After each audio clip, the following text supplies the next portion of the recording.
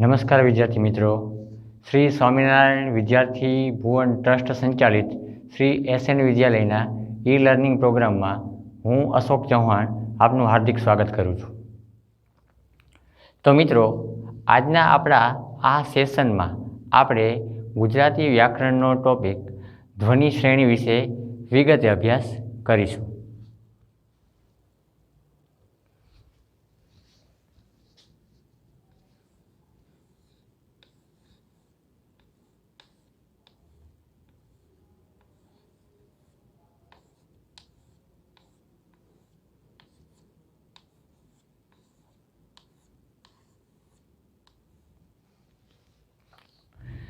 તો મિત્રો, આપણે સૌ ધ્વનિ એ શબ્દથી પરિચિત છીએ। ધ્વનિ શબ્દનો સામાન્ય અર્થ અવાજ યાને કે રવ થાય, પણ આપણે આજના આ સેશનમાં ધ્વનિ એટલે શું, વ્યાકરણની પરિભાષામાં ધ્વનિ કોને કહેવાય, એના વિશે વિગતે અભ્યાસ કરવાનો છે। ગુજરાતી ભાષામાં નાનામાં નાનો એકમ એટલે ધ્વનિ। હવે ધ્વનિનો એક સામાન્ય અર્થ કહું તો ભાષા વિજ્ઞાનમાં ધ્વનિ એટલે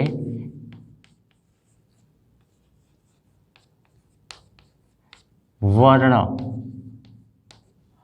એટલે કે જેને આપણે અક્ષર તરીકે ઓળખીએ છીએ। આ અક્ષરની મદદથી શબ્દોનો સમૂહ રચાય અને શબ્દોના સમૂહથી વાક્ય રચાય। તેને વ્યાકરણની પરિભાષામાં ધ્વનિ કહે છે, જેને આપણે સામાન્ય અર્થે વર્ણ અથવા તો અક્ષર કહીએ છીએ।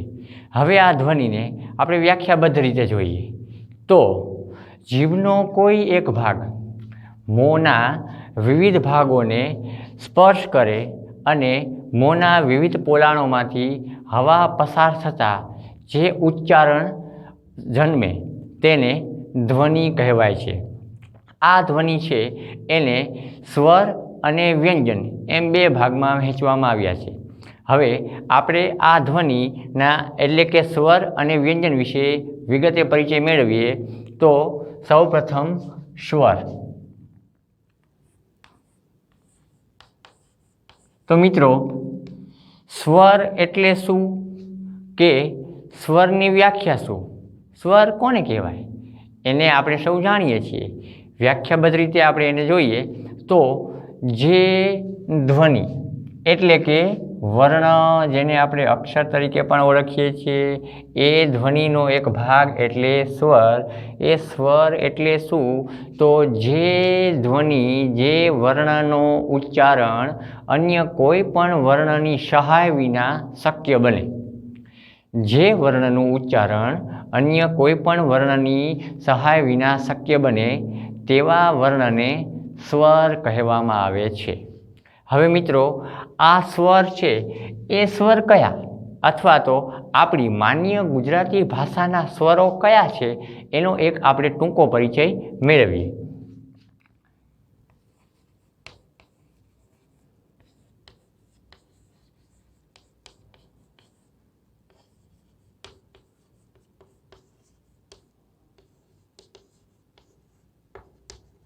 તો મિત્રો, માન્ય ગુજરાતી ભાષાના સ્વરો જેનાથી આપણે સૌ પરિચિત છીએ, જેમાં સૌ પ્રથમ અ, ત્યારબાદ આ, ત્યારબાદ ઈ જેને હ્રસ્વ ઈ કહેવાય છે, ત્યારબાદ ઈ એટલે કે જેને દીર્ઘ ઈ કહેવાય છે, ત્યારબાદ હ્રસ્વ ઉ, ત્યારબાદ દીર્ઘ ઉ, ત્યારબાદ રી, જેનું સામાન્યતઃ ઉચ્ચારણ આપણે રૂ કરીએ છીએ, ખરેખર તેનું ઉચ્ચારણ થાય છે રી। અને મિત્રો, તમને જણાવી દઉં કે આ સ્વર જે આપણા ગુજરાતી ભાષાના માન્ય સ્વરોમાં સ્થાન પામેલો છે તે ખરેખર સંસ્કૃત ભાષામાંથી સ્વીકારાયેલો સ્વર છે। ત્યારબાદ એ, ઐ, ઓ, ઔ, અમ, એટલે કે અનુસ્વાર અને ત્યારબાદ આવે અહ, એટલે કે જેને વિસર્ગ તરીકે ઓળખાય। તો મિત્રો આપણને આ બાબતનો તો ખ્યાલ હતો જ। હવે આ સ્વર છે એ સ્વરને પણ બે પ્રકારે વહેંચવામાં આવ્યા છે। એના આપણે વિગતે માહિતી મેળવીએ તો સ્વરના પ્રકાર। હવે આ સ્વર છે તેના મૂળ બે પ્રકાર છે, એક સજાતીય સ્વર અને એક વિજાતીય સ્વર।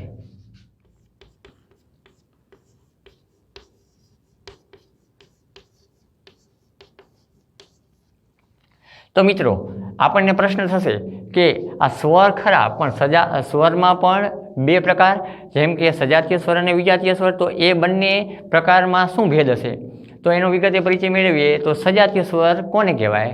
તો સજાતીય સ્વર એટલે જે સ્વર સમાન કુળના હોય તેવા સ્વરને સજાતીય સ્વર કહેવાય। જોઈએ એનું ઉદાહરણ, જેમ કે અ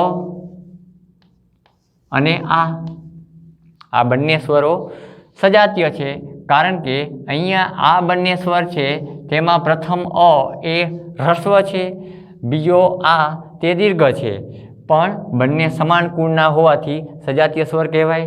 ત્યારબાદ હ્રસ્વ ઈ અને દીર્ઘ ઈ, તો આ બંને પણ સમાન કુળના હોવાથી બંને સજાતીય સ્વર કહેવાય।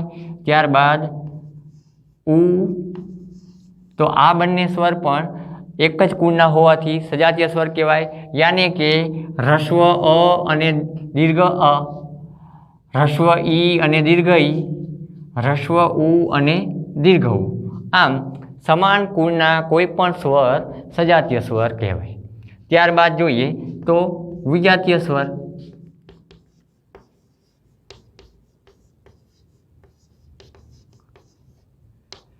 તો મિત્રો સજાતીય સ્વરને વ્યાખ્યાબદ્ધ કરી અને ઉદાહરણ સ્વરૂપે જોઈ તો આપણને એટલો તો ખ્યાલ આવી ગયો છે કે સમાન કુળના કોઈ પણ વર્ણ સજાતીય સ્વર કહેવાય છે। તો અસમાન કુળના એટલે કે ભિન્ન ભિન્ન કુળના કોઈ પણ સ્વર વિજાતીય સ્વર કહેવાય। ઉદાહરણ તરીકે જોઈએ તો અહીં સજાતીય સ્વર અ છે, સજાતીય ઈ છે અને સજાતીય ઉ છે। હવે અહીંયા આપણે વિજાતીય સ્વર કોને કહીશું? તો અહીંયા જોઈએ તો અ અને આ, એટલે કે હ્રસ્વ અ અને દીર્ઘ અ, એટલે કે અ અને આ ના વિજાતીય સ્વર ઈ અને ઉ બને।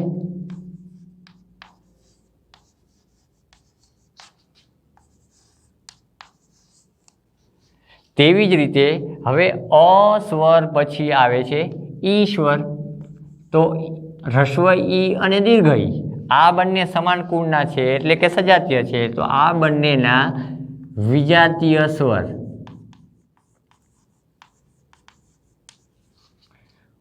ઉ અને અ બને। તેવી જ રીતે જોઈએ તો ઈ પછી આવે છે ઉ સ્વર, તો આ ઉ સ્વર છે એ ઉ સ્વરના વિજાતીય સ્વર એટલે કે અ અને ઈ બને। તો મિત્રો ખ્યાલ આવ્યો આપને? જે સ્વર સમાન કુળના છે તે સજાતીય સ્વર, પણ આ જ સજાતીય સ્વરો જેમ કે અ, ઈ અને ઉ જે પરસ્પર એકબીજા સાથે સરખાવતા અ સ્વરના વિજાતીય સ્વર ઈ અને ઉ બને, તેવી જ રીતે ઈ સ્વરના વિજાતીય સ્વર ઉ અને અ બને, તેવી જ રીતે ઉ સ્વરના વિજાતીય સ્વર અ અને ઈ બને। તો મિત્રો હવે સ્વર વિશે તમને પૂરો ખ્યાલ આવી જ ગયો હશે। હવે આપણે પરિચય મેળવીએ વ્યંજનનો।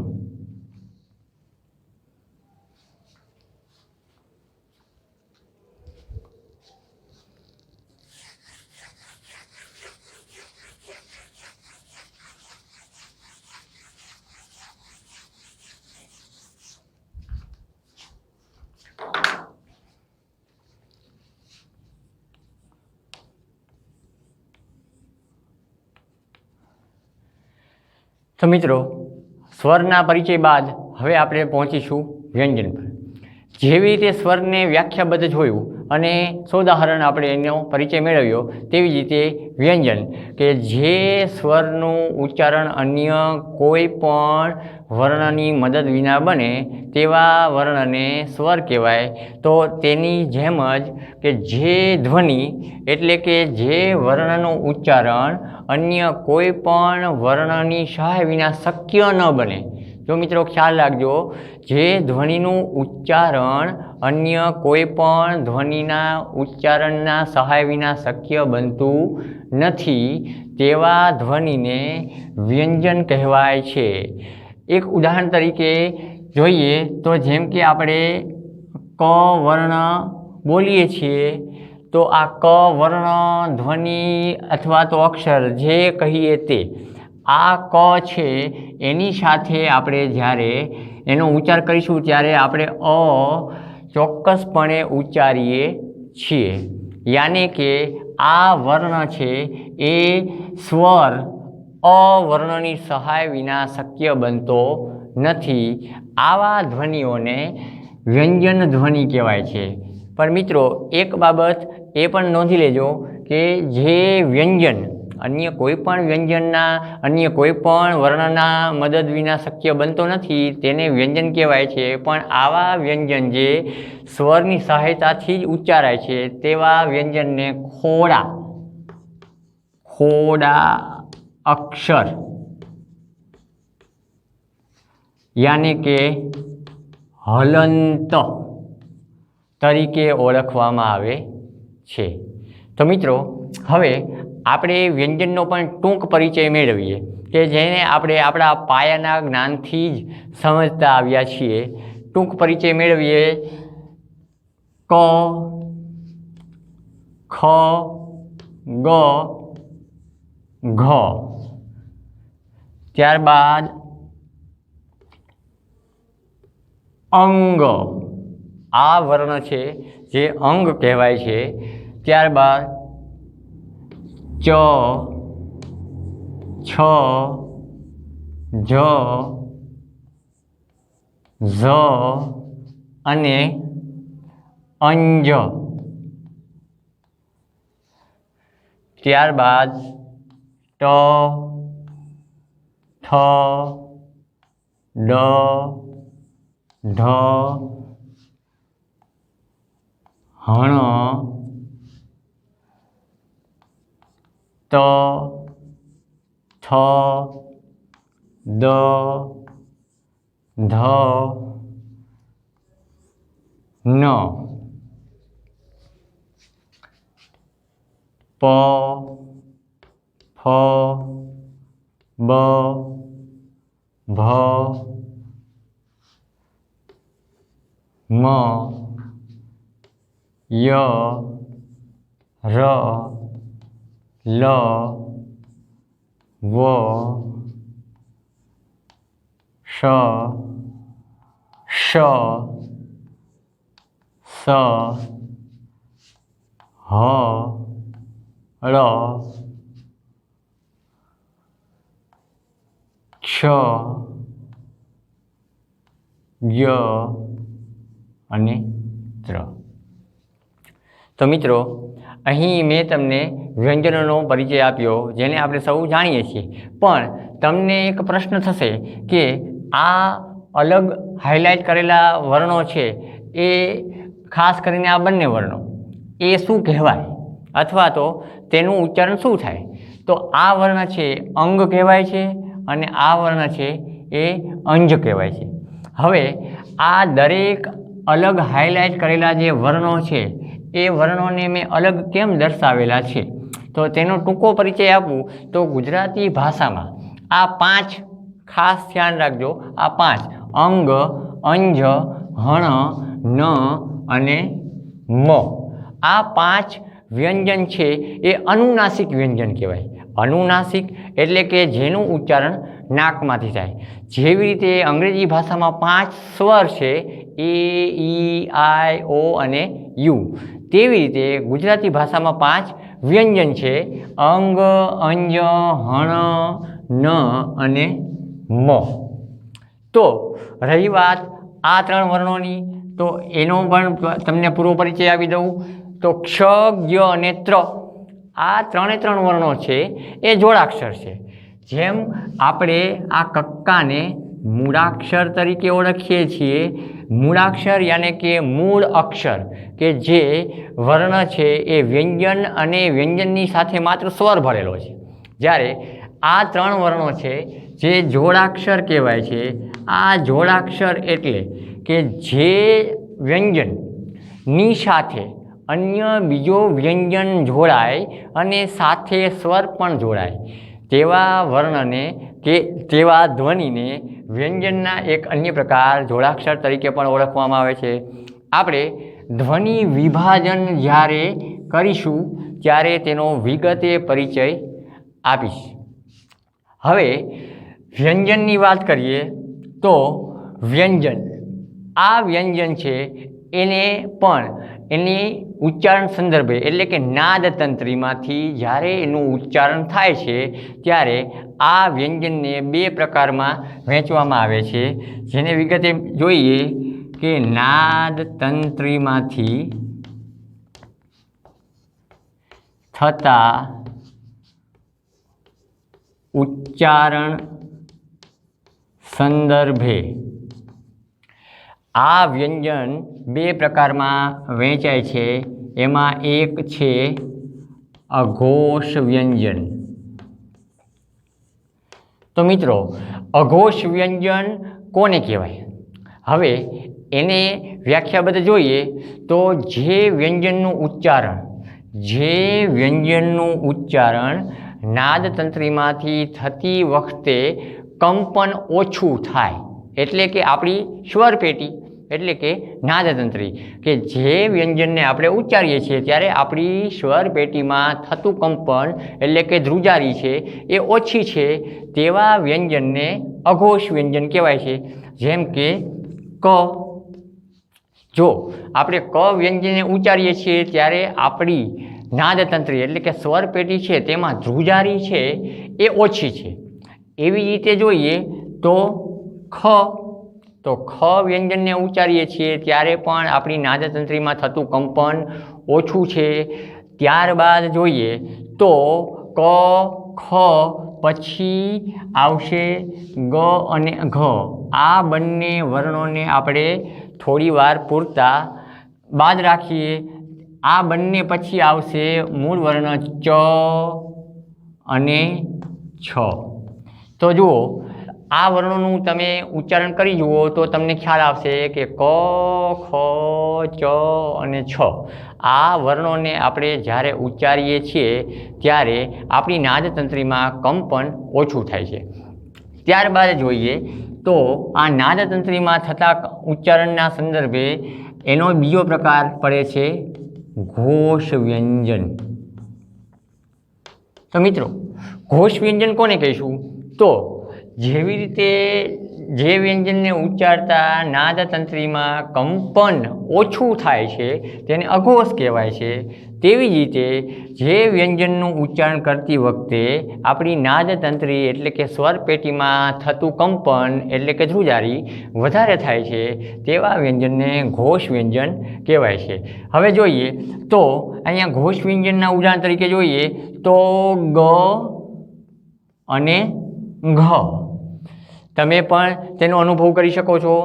ગ વ્યંજનને ઉચ્ચારશો કે ઘ વ્યંજનને ઉચ્ચારશો તો તમને આપોઆપ ખબર પડશે કે ક અને ખ વ્યંજનના ઉચ્ચારણની સરખામણીએ ગ અને ઘ વ્યંજનનું ઉચ્ચારણ કરીએ ત્યારે આપણી નાદતંત્રીમાં એટલે કે સ્વરપેટીમાં કંપનનું પ્રમાણ વધે છે.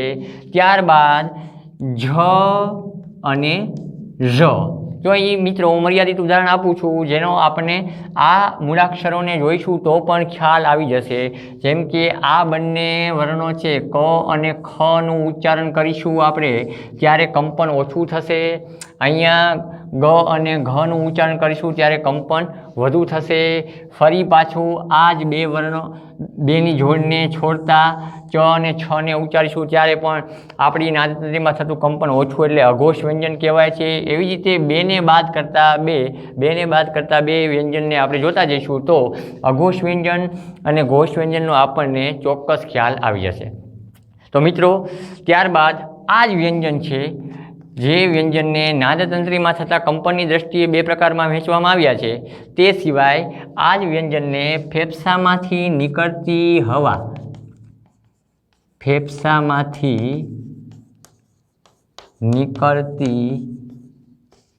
હવાના સંદર્ભે પણ બે પ્રકારમાં વહેંચવામાં આવ્યા છે. જેમાં પ્રથમ પ્રકાર છે અલ્પપ્રાણ ધ્વનિ અથવા તો આપણે તેને અલ્પપ્રાણ વ્યંજન તરીકે પણ ઓળખીશું. હવે અલ્પપ્રાણ વ્યંજન કોને કહેવાય કે અલ્પપ્રાણ વ્યંજન એટલે શું? તો જે વ્યંજનનું ઉચ્ચારણ કરતી વેળાએ આપણા ફેફસામાંથી નીકળતી હવાનું પ્રમાણ ઓછું હોય. ફરીવાર, જે વ્યંજનનું ઉચ્ચારણ કરતી વેળાએ આપણા ફેફસામાંથી નીકળતી હવાનું પ્રમાણ ઓછું હોય તેવા વ્યંજનને અલ્પપ્રાણ વ્યંજન એટલે કે અલ્પપ્રાણ ધ્વનિ કહેવાય. જેમ કે આપણે ક વ્યંજનને ઉચ્ચારીશું ત્યારે આપણા મોં વાટે ફેફસા વાટે નીકળતી હવાનું પ્રમાણ ઓછું છે. તેવી જ રીતે આપણે ગ વ્યંજનને ઉચ્ચારીશું તો પણ આપણા ફેફસા વાટે નીકળતી હવાનું પ્રમાણ ઓછું છે. ત્યારબાદ ચ વ્યંજનને ઉચ્ચારીશું તો પણ આપણા ફેફસા વાટે નીકળતી હવાનું પ્રમાણ ઓછું છે. અને જ વ્યંજનને જોઈએ તો પણ તેનો સમાવેશ અલ્પપ્રાણ ધ્વનિમાં થાય છે. તો એના બીજા પ્રકારને જોઈએ તો તે ધ્વનિને મહાપ્રાણ ધ્વનિ કહેવાય. મહાપ્રાણ ધ્વનિ. હવે એક વાતનો ખ્યાલ આવી ગયો કે ફેફસામાંથી નીકળતી હવાનું પ્રમાણ ઓછું એટલે અલ્પપ્રાણ.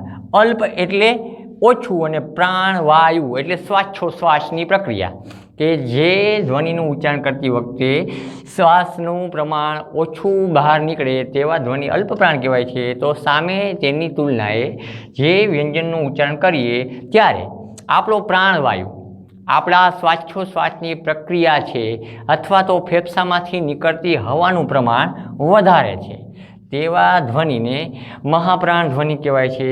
જેમ કે કની સરખામણીએ ખ વ્યંજનને ઉચ્ચારીશું તો ક તો અલ્પ, તો સામે ખ તો ફેફસા વાટે એટલે કે મોંમાંથી નીકળતી હવાનું પ્રમાણ વધારે છે માટે તેને મહાપ્રાણ ધ્વનિ કહેવાય છે. સામે ક પછી ખ મહાપ્રાણ તો ગ અલ્પપ્રાણ છે તો આવશે ઘ. તો ઘ વ્યંજનનું ઉચ્ચારણ કરીશું ત્યારે પણ ઘ વ્યંજનના ઉચ્ચારણ વખતે ફેફસા વાટે નીકળતી હવાનું પ્રમાણ વધારે છે. ત્યારબાદ છ અને ત્યારબાદ ઝ.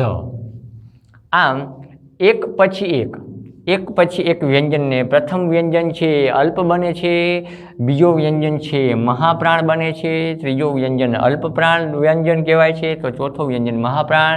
એમ એક પછી એક વ્યંજનને આપણે ઉચ્ચારીશું તો આપણે ચોક્કસ તેને અનુભવી શકીશું. તો મિત્રો આજના આપણા આ સેશનમાં આપણે